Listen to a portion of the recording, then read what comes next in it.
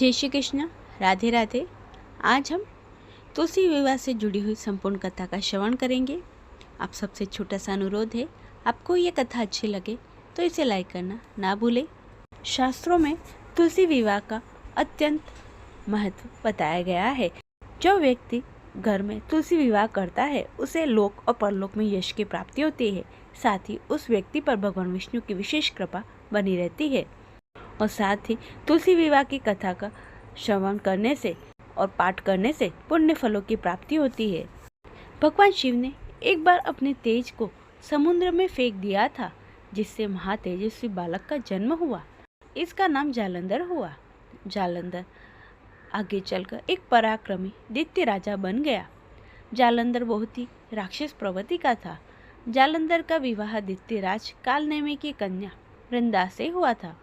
एक बार जालंधर ने माता लक्ष्मी को प्राप्त करने की इच्छा से उनसे युद्ध किया, लेकिन समुद्र में भी उत्पन्न होने के कारण माता लक्ष्मी ने जालंधर को अपने भाई के रूप में स्वीकार कर लिया। जालंधर जब पराजित हो गया तो वहां देवी पार्वती को पाने की लालसा से कैलाश पर पहुंच गया। इसके बाद जालंधर भगवान शिव का रूप धारण कर माता पार्वती के पास पहुंचा, लेकिन माता पार्वती ने अपने योग बल से उसे तुरंत ही पहचान लिया और माता पार्वती वहां से तुरंत ही अंतर्ध्यान हो गई। वहां जालंधर भगवान शिव के साथ ही युद्ध करने लगा। देवी पार्वती ने सारा वृत्तांत भगवान विष्णु को सुनाया। जालंधर की पत्नी वृंदा अत्यंत पतिव्रता स्त्री थी।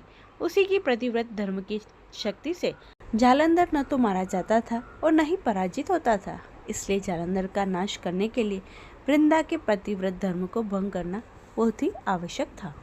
इसके बाद भगवान विष्णु एक ऋषि का रूप धारण कर वन में पहुंचे, जहां वृंदा भ्रमण कर रही थी। भगवान विष्णु के साथ दो राक्षस भी वहां पहुंचे, जिन्हें देखकर वृंदा भयभीत हो गई। फिर भगवान विष्णु जो ऋषि के रूप में थे, उन्होंने वृंदा के सामने पल में दोनों को भस्म कर दिया। इसके बाद ऋषि से वृंदा ने कैलाश पर्वत पर महादेव के साथ युद्ध कर रहे अपने पति जालंधर के बारे में पूछा। ऋषि ने अपने माया जाल से दो वानर प्रकट किए। एक वानर के हाथ में जालंधर का सिर था तो दूसरे के हाथ में धड़। अपने पति की यह दशा देख वृंदा मूर्छित हो गई और गिर पड़ी।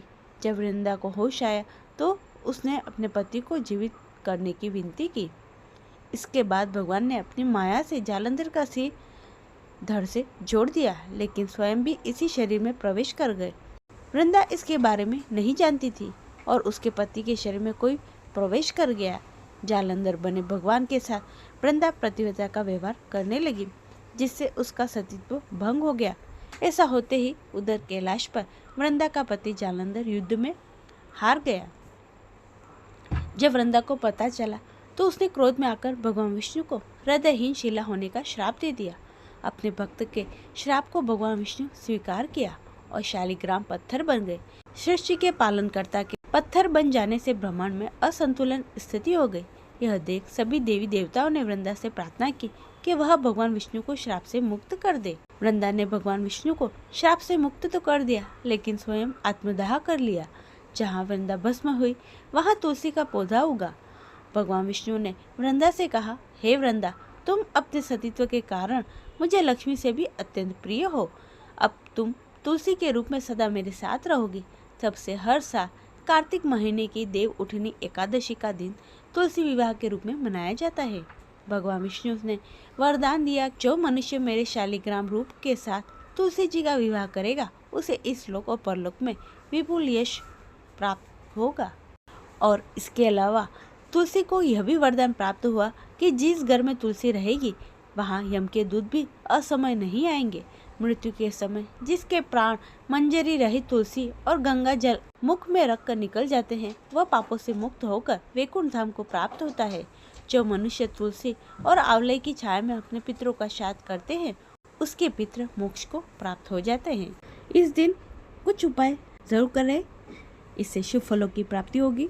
पहला उपाय, वैवाहिक जीवन में सुख शांति प्रेम को बढ़ाने के लिए तुलसी विवाह के दिन अपने जीवन साथी के साथ मिलकर भगवान शालिग्राम और तुलसी माता का विधिवत विवाह कराए और मंत्रों का जाप करें।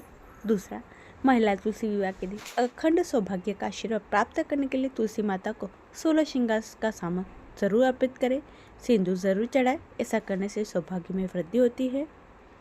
तीसरा, तुलसी विवाह के दिन तुलसी की जड़ों को लाल कपड़े में बांधकर अपने घर के मुख्य दरवाजे पर लटका दे।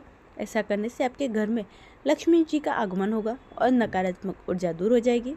चौथा, ग्रह दोष से निवारण पाने के लिए तुलसी विवाह के दिन पीले रंग के धागे में 108 गांठ बांधकर तुलसी जी की जड़ों में बांध दे। ऐसा करने से माता तुलसी और विष्णु जी की विधिवत पूजा अर्चना करें। ऐसा करने से सारे दोष मुक्त हो जाएंगे। ये थी तुलसी माता से जुड़ी हुई कथा और कुछ उपाय। आशा करती हूँ आपको अच्छे लगे होंगे। इसे लाइक करें, चैनल को सब्सक्राइब कर ले और कमेंट में जय श्री कृष्ण लिखना ना भूले। सभी भक्तों को प्रेम भरा राधे राधे।